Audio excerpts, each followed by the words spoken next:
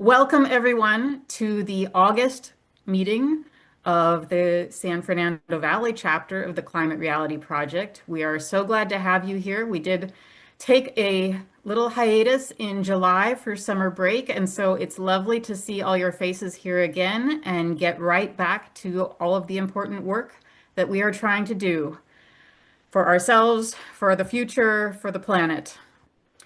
At this point, we would like to begin our meeting with a land acknowledgement. And doing our land acknowledgement tonight, we have Laura DeRoca, who is a newer member of our chapter. And she has been working in higher education for 20 years in career services and alumni relations. And she's currently managing the career services team at UCLA Extension. Previously, she had worked at the Otis College of Art and Design and at Emerson.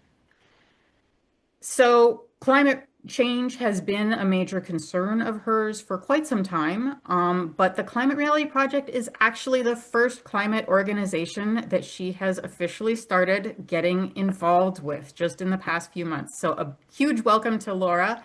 We're glad to have her here. And her 16-year-old son, who is also joining our chapter as a member and attending our meetings. So they're kind of a joint package learning together and becoming active volunteers, looking to be more actively engaged in the climate fight. We are glad to have folks like you getting involved. We take all comers, whether you're an experienced activist or this is literally the first group you've ever joined. We're a little bit of everything for everyone. Laura, will you please go ahead and share our land acknowledgement for the evening? Yes, thank you, Sharon. And I feel very honored to be asked. This is to do the land acknowledgement. This is my second meeting, and I'm very excited to be here tonight. A land acknowledgement is a formal statement that recognizes and respects Indigenous peoples as stewards of this land and the enduring relationship that exists between Indigenous peoples and their traditional territories. It acknowledges the history that has brought us to reside on this land and the colonialism that is present in our current systems. And it calls on us to be mindful of our own present participation in it. The San Fernando Valley chapter of the Climate Reality Project recognizes and acknowledges the first people of these ancestral and unceded territories of Momunga, Achoicomenga, Hukawanga, Siutkanga, and Topanga that are now occupied by members of our chapter. We honor their elders, past and present, and the descendants who are citizens of the Fernandeño Tataviam Band of Mission Indians. We recognize that the tribes are still here, and we are committed to lifting up their stories, culture, and community.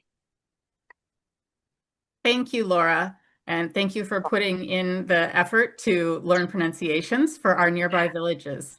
What we're showing on the screen right now is a map of ancestral territory, and we're so fortunate to have Miguel Luna as our guest speaker here tonight, who is the Chief Tribal Administrator of the tribe. Give us a wave, Miguel, so that everyone can see you. And I thought it would be great if anyone who is calling in from, outside the San Fernando Valley or closer to one of the other villages that are shown in red on this map, feel free to mention which village is closest to where you are in the chat. I myself am closer down where it says, Calabasas, so I'm sort of midway between Siutkanga and maybe Talapop. Am I pronouncing that one right, Miguel? You feel free to unmute and correct us if we're doing it wrong. The names don't all roll off my tongue easily. But it's fascinating to see, how many villages there were, where they were distributed, just how populous this area was long before colonizers arrived. So I feel very grateful that we have this information and can, look back in time a bit and recognize some of the current names are still current names. You see, Topanga and Tahunga and names that are familiar to us even now, as well as ones that have, maybe been a bit lost in history that we can revive. Okay, I think it is about time to move on and talk about the tribe. We're so excited to hear from Miguel Luna tonight. So, Miguel is the Chief Administrative Officer of the Fernandeño Tataviam Band of Mission Indians. And he can probably explain a bit to us about, where that combination name comes from. But his work is to support the tribe's efforts to strengthen climate resiliency, ecological restoration, and conservation. And his work is deeply rooted in collaboration, both internally within all the departments of the tribe and externally with community partners to develop innovative strategies that address climate challenges while also honoring traditional ecological knowledge. So we are here to listen and learn from Miguel tonight, and we look forward to being an active partner with the tribe. Am I on? You're on. Okay. Well, thank you for having me. Really appreciate you, Sharon, for reaching out to the tribe. And, I'm glad we're able to be in this space with the Climate Reality Project of the San Fernando Valley, California chapter. Laura, you did a good job in the land acknowledgement and you pronounced the names well. You put the work into it, so much appreciated. Just as a note, the NGA means the place of. So, for example, Siutkanga, which is Encino, is the place of the oaks. So every time you see that, it's the place of something. So just as a little quick education on that. I'm so glad that you're all engaged with Proposition 45. It is a big threat, not just to the environment, but to the culture of the tribe. A lot of the AB 52, which is the legislation that requires consultation with tribes when there's development, comes out of CEQA. And so, yes, CEQA needs to be modernized, but we don't need to get rid of it. And we need to ensure that when we do development, we do it environmentally, but also culturally. And so we appreciate that. And I see this as an opportunity for us to build a relationship, not just a one stop, moving forward. Particularly, Kathy, your work is key. The president and myself spent all of last week in Sacramento um, doing a presentation on the things that we're working on related to climate. And this was top and center for a lot of the people. So you have an ally in the tribe, and let's find that opportunity for us to come together, in messaging and reaching out to ensure that you feel supported in your efforts for 45, because it's going to be a lot of work. And so I think this is an opportunity for us to work together. But my job here is to present to you all the work that the tribe has been doing related to climate. And so I'll give you a little bit of how we ended up here. Before that, I do want to, let you all know that I'm actually from Colombia. That's where I was born. Um, I came here when I was 8 years old and built a beautiful relationship with a river in Colombia. And the LA River was that connection here. The president of the Fernandeño Tataviam Band of Mission Indians and I became friends about 20 years ago. And we stayed in touch. And about 5 years, 6 years ago, he reached out and we saw an opportunity to do more work related to environment, related to climate. My work has really centered around water resiliency, around energy, around reliable infrastructure, and improving the health of community and getting those resources at the least cost to the communities that very much depend on it. So 5 years ago, the tribe was responding to a lot of requests from agencies, from municipalities of what were we doing on climate. We had applied for some small grants, 20,000, 50,000, and actually the grant that paid for me to, start engaging with the tribe was a federal grant. It was about $190,000 over, a three-year period. So it was really, and it was to also support an assistant to help with this. So it was just two of us to stand up the Environmental Protection Division and started really looking at, okay, what is the tribe engaging on? And we had to, survey the citizens, the leadership, the knowledge keepers, the elders of the tribe, and ask, what does climate mean to you? And what does climate adaptation mean to you? And because, it could be very esoteric. I think even now, the way we talk about it, it was global warming and climate change, and there's all this terminology that's being talked about, but what are we doing about it? And are the words that we're using mean the same thing? So we had to unpack that. We had to unpack climate. We had to unpack environment.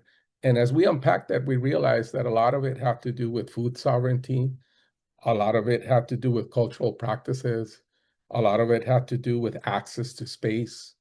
And how do we pass that information to future generations? So, when we talk about it, it's very good to unpack things so we know where we're coming from. But we realized we ended up in the same place, that we want to preserve our natural resources for future generations, regardless of who you are, but especially for those that don't have access to it.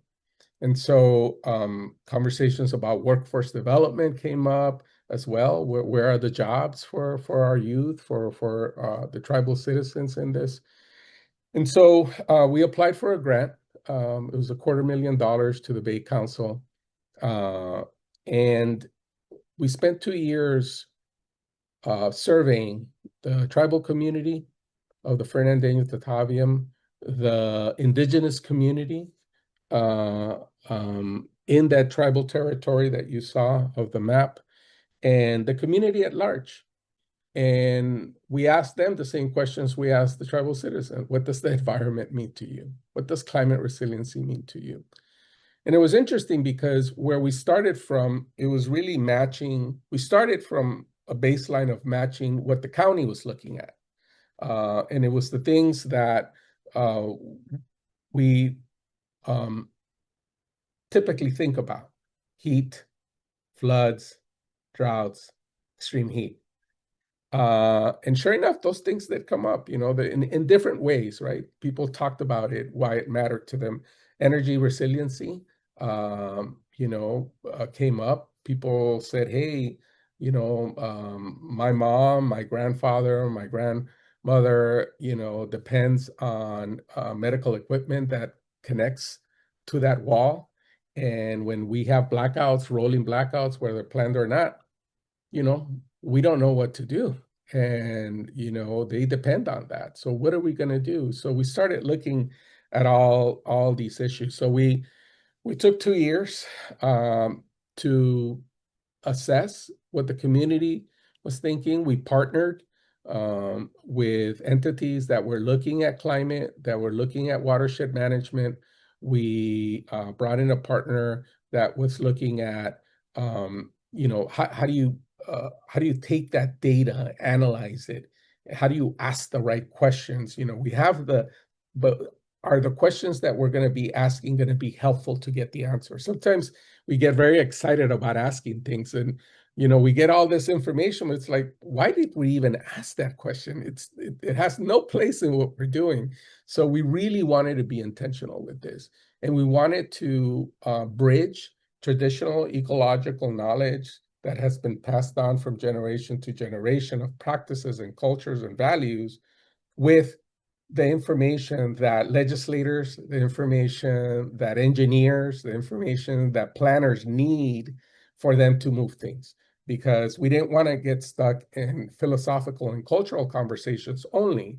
That's valuable, but how do we put that into action? So we knew that we needed to do that. So,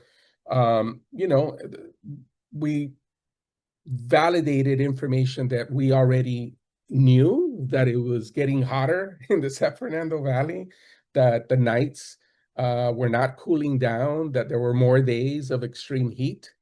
We knew that when it rained, we got these flash, it's this whiplash of climate now. It either rains too much or it doesn't rain.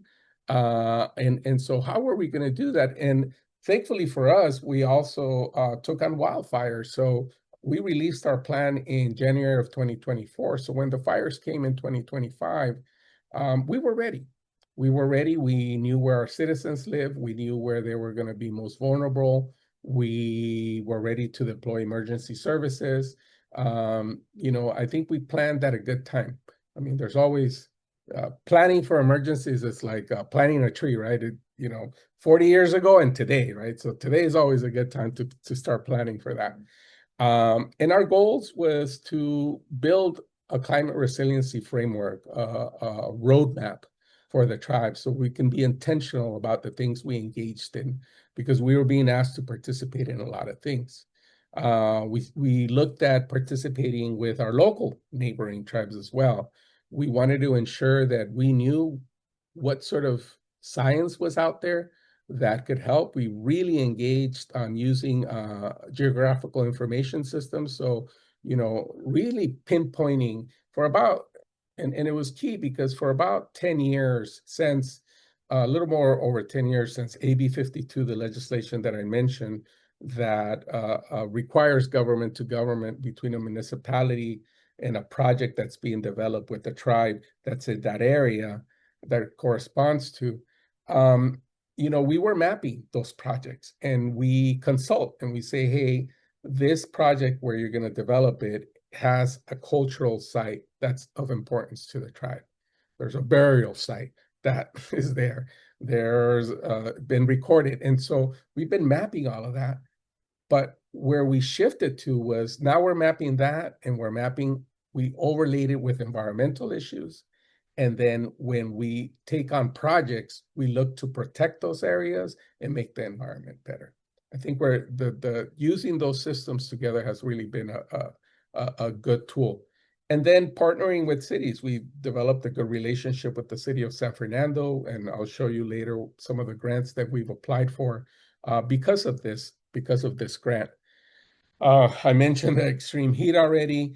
I think for us also, with the wildfires, there's a lot of people that have respiratory issues, and that just further exacerbates it. So we mapped the number of heightened visits to the emergency room related to pulmonary conditions, asthma.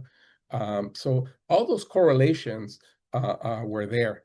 And so this plan has been a tool for us to put things into action. When the city of LA did their climate vulnerability assessment, they reached out to us and they said, hey, we heard you did this.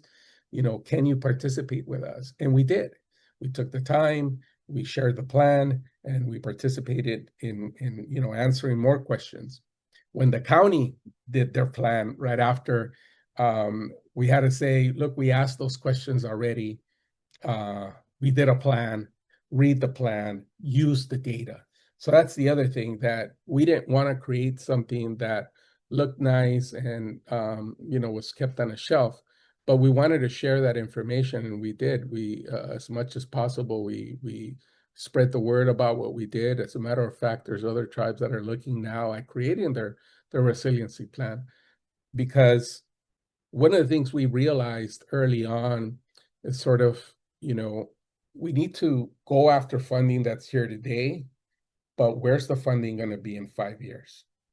And moreover, not just where it's going to be, but how do we put funding there so that it continues to support the things that we want to do, and not just 5 years, 10 years, 15 years.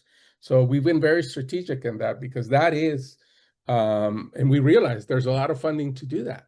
And so we've been able to secure some of that, and I'll share some of that information. our outreach and engagement goals have really worked for us. We've really been able to have climate resiliency be part of what communities are talking about and have the tribe be a resource to get more information on that. And I'll share what we've been able to do. So some of the action items is we've learned how to, take technical assistance, but we also know that other tribes and other smaller entities require that technical assistance. So we applied for a little under $1 million from the Strategic Growth Council to develop a toolkit that helps us now.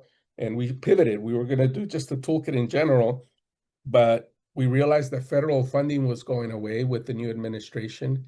And we knew that Prop 4, the $10 billion climate bond, was going to be the source that everybody was going to go after, besides, the local stable county measures, whether it be, Measure W, the Safe Clean Water, Measure A, the Parks Bond. We knew that, those $10 billion people were going to go after. So we wanted to develop a toolkit that helped people go after that. One of the overarching recommendations in the plan, obviously, is around water. So is, protecting our streams, but also extreme heat. So we partnered with the city of San Fernando, and the tribe was the lead in applying for a planning grant from the governor's office, climate initiatives office, and we were able to secure funding to create a climate resiliency centers framework plan. We applied in partnership with CSUN for $5 million. We applied for 10, but we got half. And so we got $5 million to develop, implement our plan on extreme heat. So we are now planting 750 trees in private homes that are being planted by the Tribal Conservation Corps, which are the Conservation Corps that was developed by the tribe.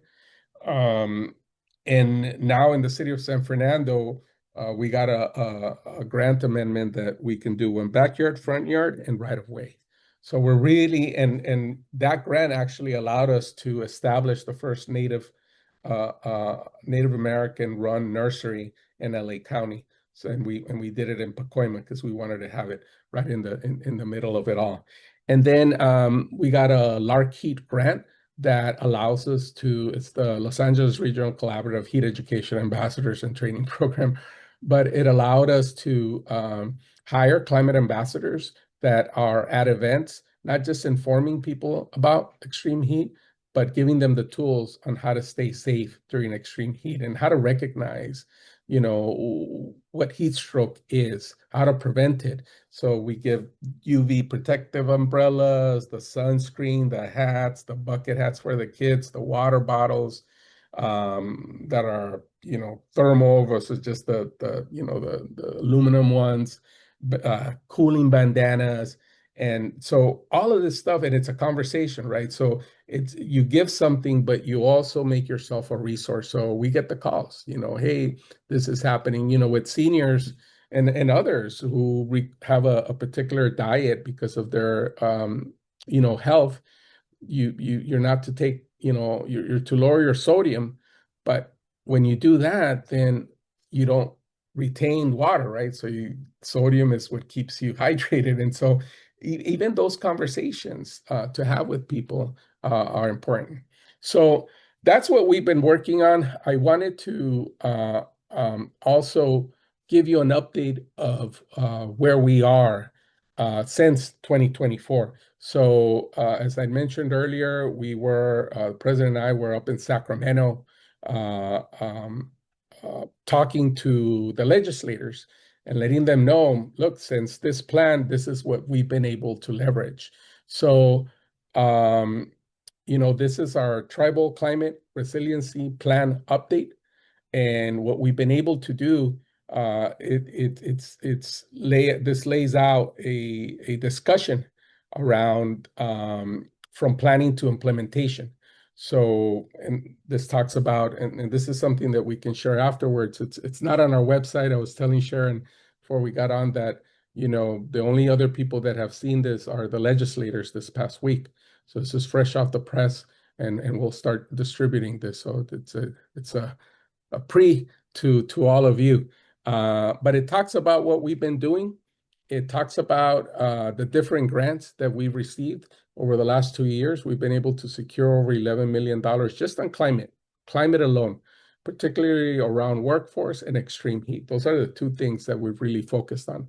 A good portion on nature-based solutions, fire resiliency, water, and resiliency centers.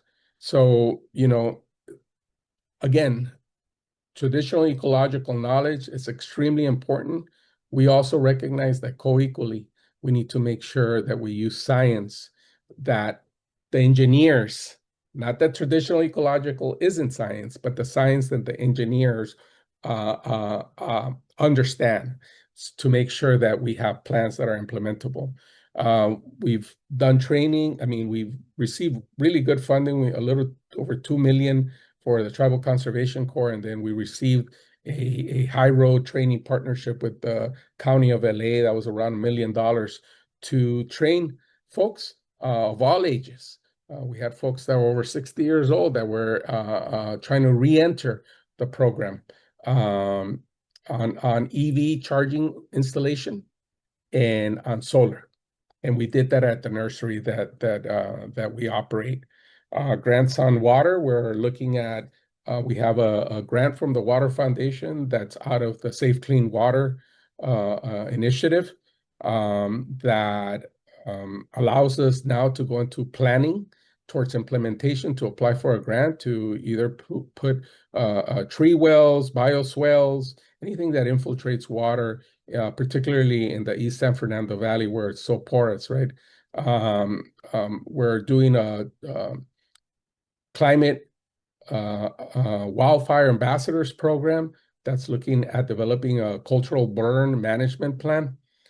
And a lot of work around nature-based solutions. So we're the Resiliency Center, as a matter of fact, we got $500,000 for resiliency centers, but we're in the process now of applying for a 10 million implementation grant out of the Strategic Growth Council. It's very competitive. You're talking about 34 million statewide, and everybody's going to want it, right? And so we hope that the work that we've done in planning can demonstrate that we can do the work that's necessary to implement. So wanted to give you that snapshot. And now, if you wanted to ask any questions, available to do that. So turn it back to you, Sharon. Thanks, Miguel. That's just a tremendous amount of work to accomplish in what is really a relatively short time. It's really impressive. I would like to open it up. So for anyone who would like to ask a question, go ahead and just enter it in the chat and we will get through as many as we can. But there was a ton of information in there. So I'm sure people will have questions about all aspects of it. I want to start by asking about, the process of your native plant nursery and kind of how far along you've gotten with that project. You said the goal is 750 trees. So how many have you planted so far? A little over 200 in about a year and a half. We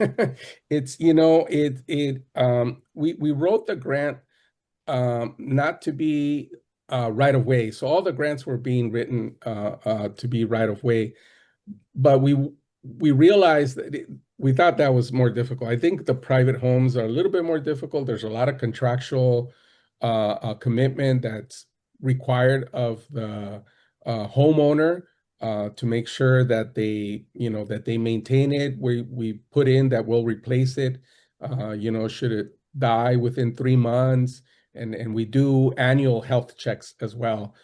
So we're just about ready to do our first annual health check with some of these trees. We selected a palette of trees, that were San Fernando palette trees. The palette of San Fernando are a little bit different than Antelope Valley because of climate. But they're all obviously, drought tolerant. They're native to California, and they're of cultural importance to the tribe. and really looking at microclimate rather than just, watershed as a whole. It's looking at the micro watershed climate to, heighten success. And it's a lot of work coordinating with Dig Alert, making sure that, we're not hitting any pipes, that people are there when Dig Alert comes, because then it requires another ticket. So but we're very proud of it. This is in collaboration with CSUN, so working with them has been such a great joy. We're learning a lot from them. They're learning from us, and it's established. I mean, we have about the goal, the deliverable of this grant is to grow half of them from seed and buy the other half. And we have about 100 trees that are almost ready to be planted. They're almost at the 5-gallon stage now. That's Yeah. great. Yeah. What does a homeowner have to do if they want to participate? They have to sign a contract. So we actually did several billboards throughout the San Fernando Valley and in the Antelope Valley. You go to our website, you sign up. We assess whether you're in the tribal territory, whether you're in a disadvantage. All of LA County, pretty much, when you look at the different Cal Enviro and other mechanisms that are used to determine that, pretty much everybody qualifies. Uh, um, and so you have to live in those areas, those zip codes that we set up to plant trees.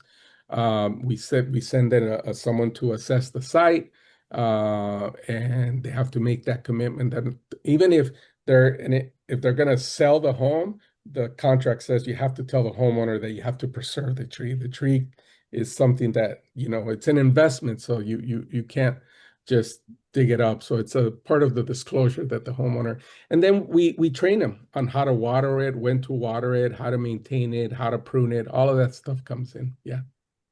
It's really great that you provide that ongoing help because so many times, tree planting is done, but what happens after, right? Learning to, care for the tree so that it stays healthy is just as important as getting it in the ground. Correct.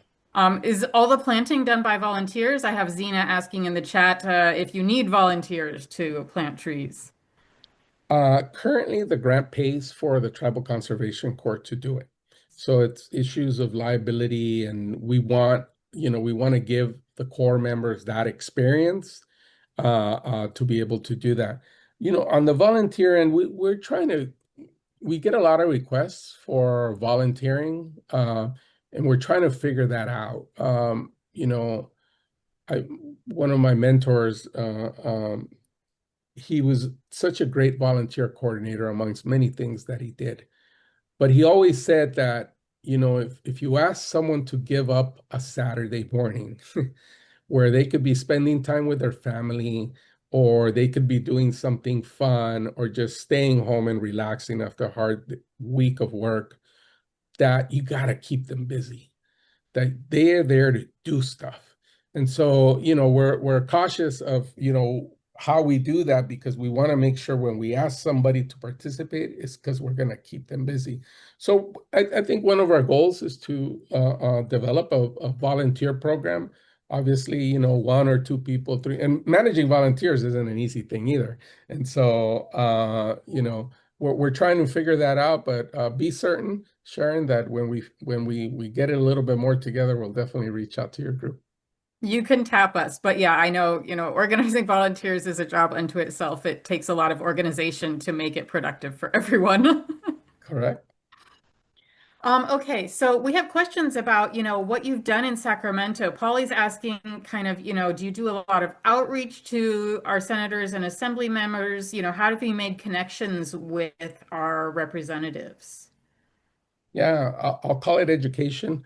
That's what we do. We educate our legislators on the things that we're doing, the things that we want to see move forward. And when we need a little bit more, then we hire a lobbyist. So we do have a lobbyist that works with us to guide us, to set up meetings for us, to that understands the Sacramento landscape. It's important that we have that to us. We're able to pay for that because we have programs that give us unrestricted funding that allows us to do that. So any grant money we don't use for that. we use income from, a business aspect of the tribe that we're able to use on unrestricted funds. A recent battle was an amendment that was being proposed last year on AB 52. Again, this is the AB 52 has only been in place about 14 years since CEQA. So 14 years back, said, hey, cultural sites are important. Developers need to consult with tribes. And that was being challenged. One of the things that came a point of contention is, federally recognized tribes, California tribes, those that are federally recognized and those that are not. They're still native California tribes, but some have federal recognition and some don't. The Fernandeño Tataviam Band of Mission Indians is currently not federally recognized. We recently, in mid-June, received notification from the federal government, the Office of Federal Acknowledgement, that we successfully passed phase 1, which is a big step towards that. And now we're probably 2.5 years, 3 years to continue the process, but we're very optimistic that we'll be successful in that. And if so, that would be the first tribe in LA County in this region. And so that brings a lot of, it's not just resources, but that stronger government to government between the federal tribe and the local entities. It also brings resources to the county and other places. So we're on track to continuing the work towards that goal. Environmental, I mean, Proposition 45 is something that we're gonna lean heavy on. Issues around housing affordability, besides the 11 million that over 11 that the tribe's doing on climate, we got about 18 million to do housing. So we're doing 27 units for elder living in the city of San Fernando. We're now looking at in the health space. So we got about almost $1 million from the county as well to make health services accessible to our citizens and to the community as it relates to mental health, physical health. And so we're towards the goal. We're inching or marching towards the goal of even potentially owning some clinics. Wow. I should have asked this to start off with, but how many members are registered in your tribe? A little under 1,000, about 960, I believe, is where we're at. You're looking at numbers that used to be in the tens of thousands, coming down to 33, and now we're at 900. So, and some live here. There's some that live across the nation, and but you have a good focus here in the valley, in the areas where they originate from.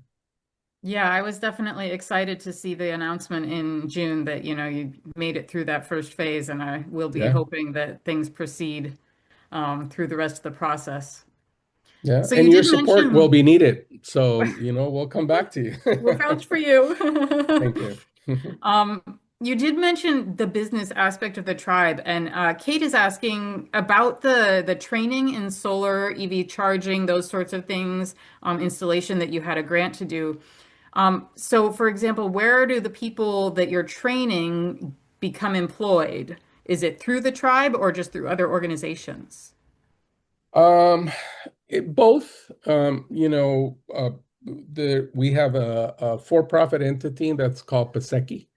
And Paseki is our EV charging station and solar entity. So we're collaborating with other tribes to help them plan through developing energy, solar energy on their tribal lands. It's a federal recognized tribe, and looking to get them to a place where they can then sell that to entities like the Department of Water and Power, all renewable energy.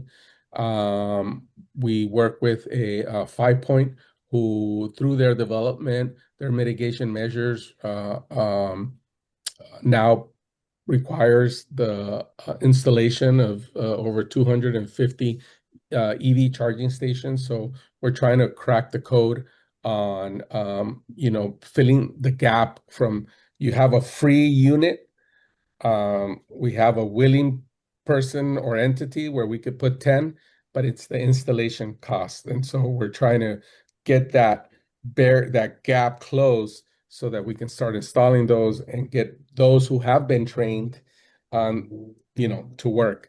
So that's a plan. But part of the grant that we did was job placement. So we did a lot of work on working with existing agencies and with unions to have them go through their apprenticeship and then, towards a road in getting a job that has medical and has vacation and time off, a good paying job. It's such a key part of electrification is that, we need people doing all of these installations in order to move everything forward. So I'm really glad that you focused on that. Another question we have in the chat from Vivian is she's asking, are there traditional tribal practices that are being used or applied for in this work? And I know you mentioned cultural burns as, an example of that. Can you talk a little bit about what the tribe sees as its role in that kind of work? Sure. There's a lot of practices that had they uh, continued to be in place and not criminalized, and even Smokey Bear, he's a lovable person, but they really use Smokey Bear to criminalize what the landscape needed more of, and which was burns.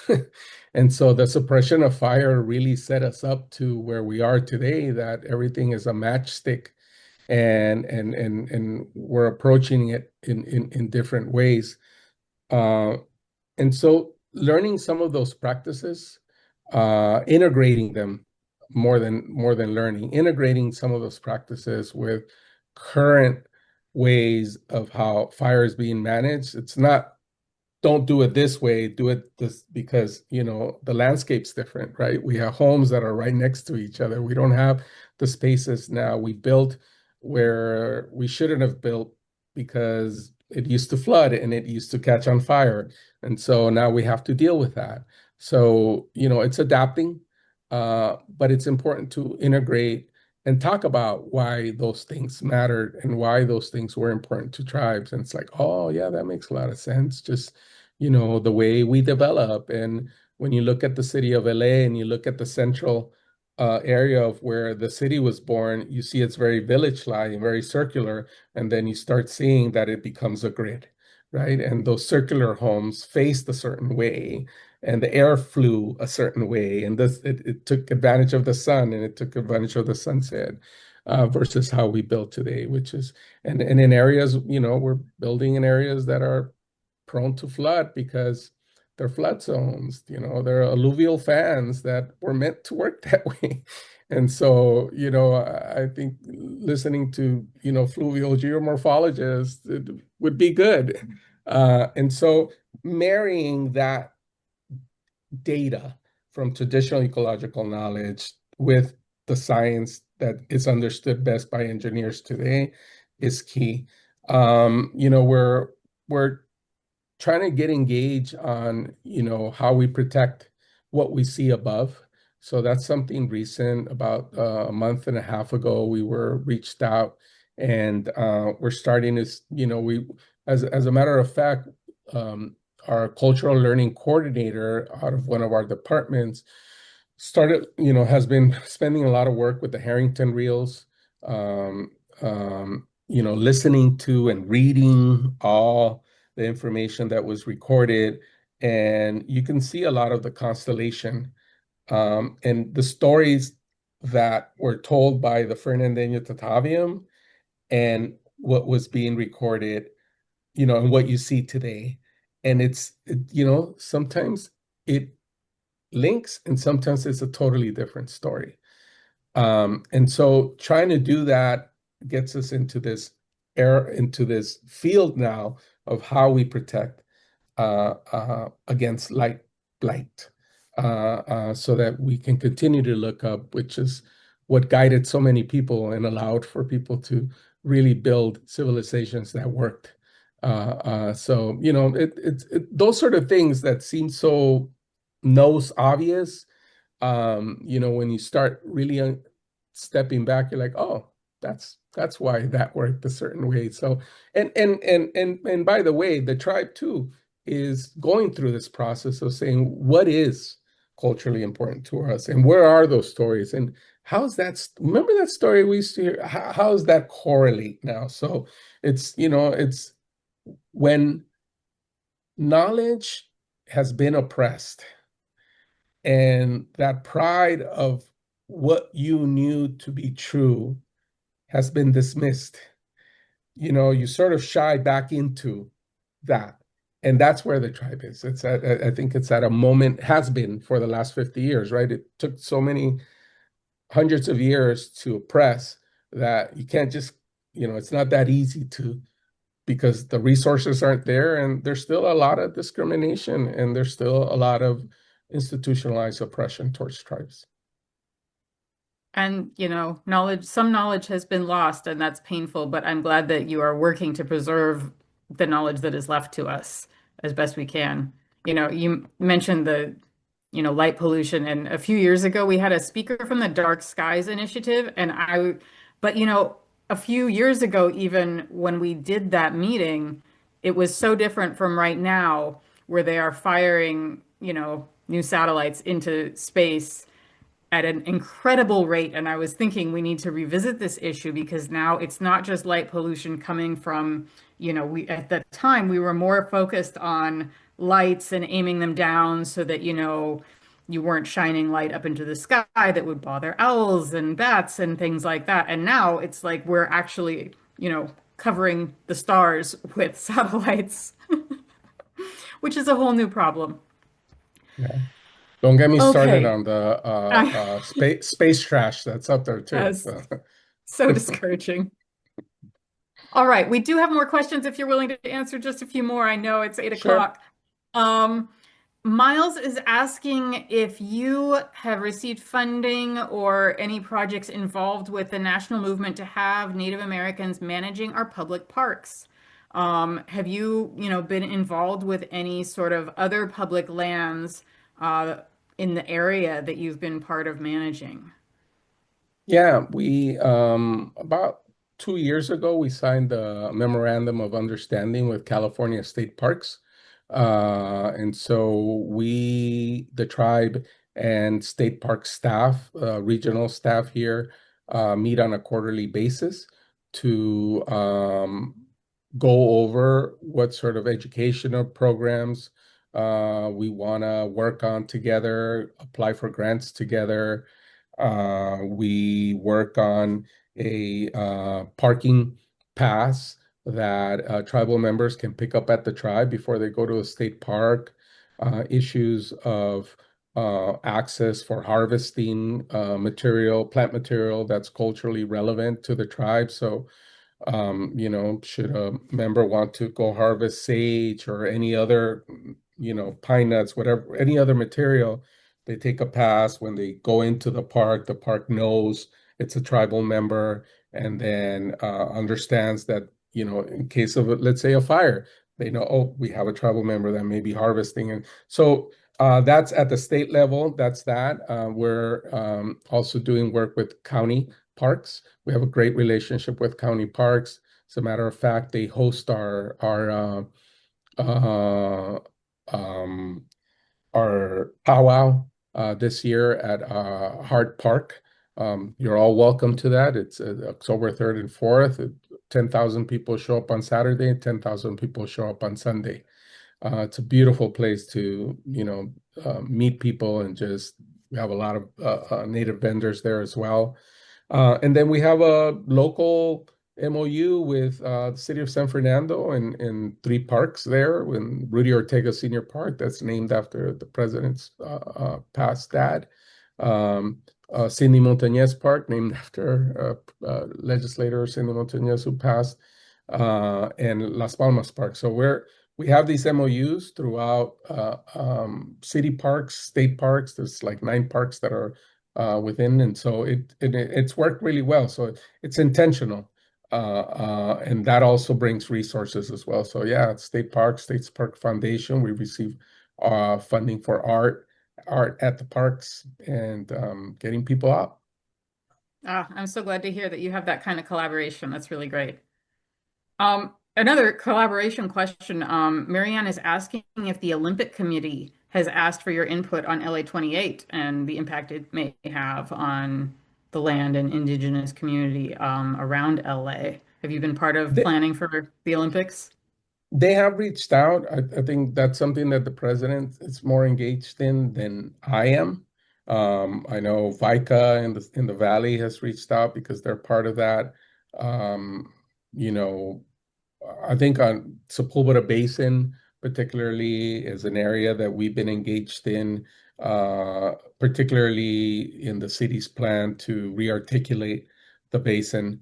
So we were part of that, and as part of that conversation, the Olympic conversation. So, yeah, I know it's coming right up, but not but right Two now years now. there's Yeah. right. However, there's stuff in front of us as well. Yes. And so, it's almost at times it becomes triage. And so we will be engaged in that more than we are today. Not that we're not, but as time gets closer, we will be a part of those conversations at a deeper level. Yeah, we have all got to prioritize. I do have a question from David asking if there's a way to tap into your knowledge and resources if you don't necessarily want to request like a tree planting, but you'd just like to know, what to plant or, is there a way to pay you for your services to get that kind of information, or is it only done through this grant? Yeah, that's a good question. We have a contact form, and I'll give you the link before I leave. And the contact form is used specifically for that. I think it's less on an individual and more on a group, a neighborhood, a classroom. Uh, doesn't mean that. I'll give you an example. We had someone who reached out who says, I have sage. I did such a good job of, converting my garden into a native garden out front, and I don't know what to do with all this sage. I really have so much sage.